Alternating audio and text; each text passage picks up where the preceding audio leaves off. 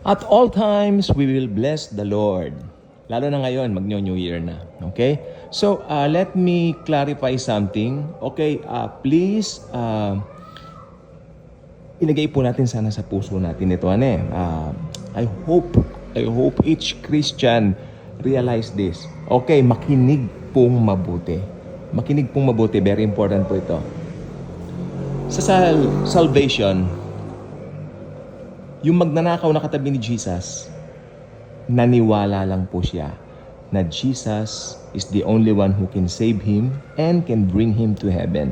So immediately after he died, after he expires, during that time, after he expired that time, dahil naniwala siya kay Jesus, tinanggap niya yung pangako ni Jesus. Anong sabi ni Jesus? Today you shall be with me in paradise. Naniwala lang po siya. So, ganun din po ngayon ang patakaran ng Diyos para maligtas ka. Maniwala ka lang.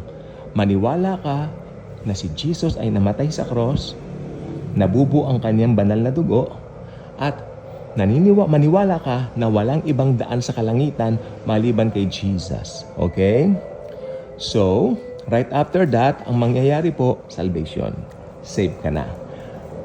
Taliwas dun sa katuruan na narinig ko kanina sa sa isang platform habang ako ay busy ako kanina umaga, nakarinig ako ng isang nagsesermon.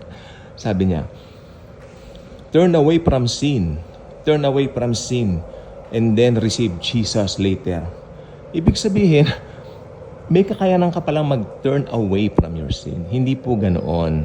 Believe in the Lord Jesus. Kung kailan ka makasalanan, doon ka maniwala sa Kanya.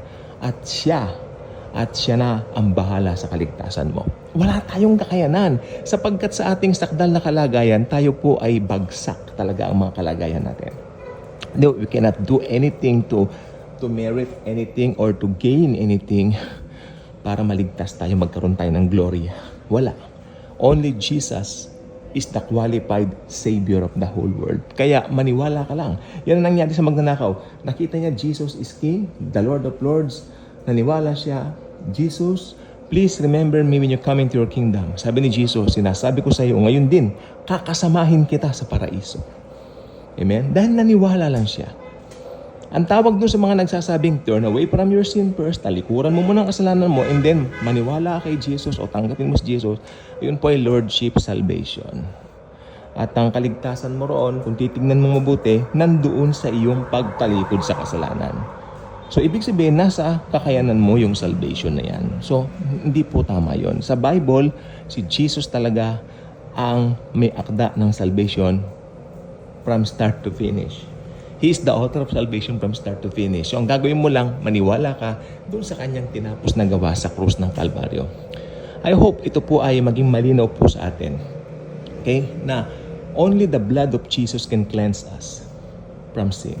Old Testament, tinatakpan ng kasalanan. Pag tinakpan, after 1 year, na-expire na, balik ka. Ganun bang paniwala ninyo? No. Dahil po, sa New Covenant si Jesus, siya ay Diyos na naging tao, hypostatic union. 100% God, 100% man. He's the perfect Savior of the whole mankind. At nung sinabi niyang, tetelestai, it is finished, naganap na, He really mean well.